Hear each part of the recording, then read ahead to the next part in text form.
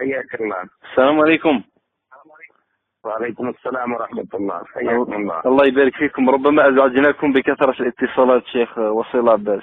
لا لا لا، ليس إن شاء الله.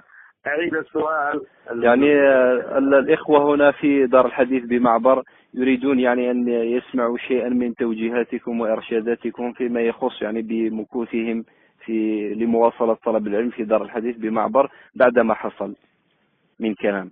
بعدما حصل ماذا حصل؟ يعني من كلام في شيخهم الشيخ الإمام.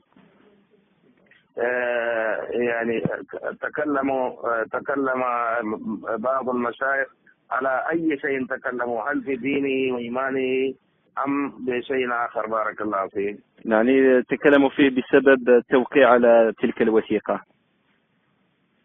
على كل حال أقول بسم الله الرحمن الرحيم، وأنا أخوكم وصي الله محمد عباس في مكة.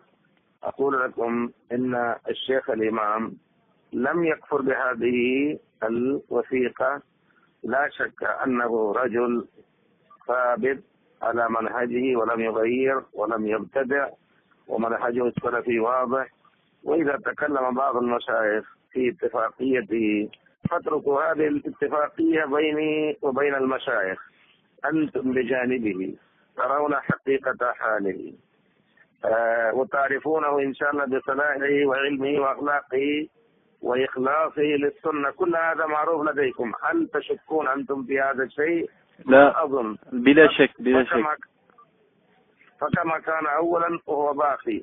فكيف يفكر بعضكم أنه لأجل قول بعض المشايخ وهم بعيدون عنهم وعنكم، أو بعيدون عنه عن الشيخ وعنكم، آني الذين تكلموا على الشيخ الإمام، فكيف تتركون هذا الشيخ الكبير وتفكرون أن تتركوا بعدما كابدتم، تتركوا اليمن والمعبر ودار الحديث بعدما كابدتم التاب وتركتم أهلكم وبلدكم، ربما تلاقون صعوبات حتى هناك.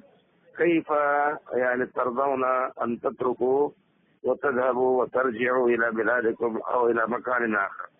وأقول لكم المشايخ لم يصرحوا من أنه لا يؤخذ من الإمام العلم. أظن ما أظن تكلم أحد بهذا. فلذا على كل حال نوصيكم أن تكونوا كما وصلتم من هذا المكان البعيد في اليمن في المعبر، فاثبتوا هناك واجتهدوا في الطلب والتحصيل بالإخلاص لوجه الله تبارك وتعالى، واتقوا الله ويعلمكم الله إن شاء الله.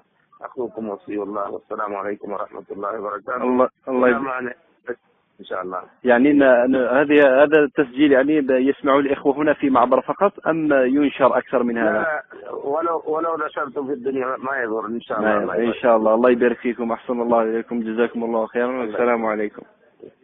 عليكم السلام.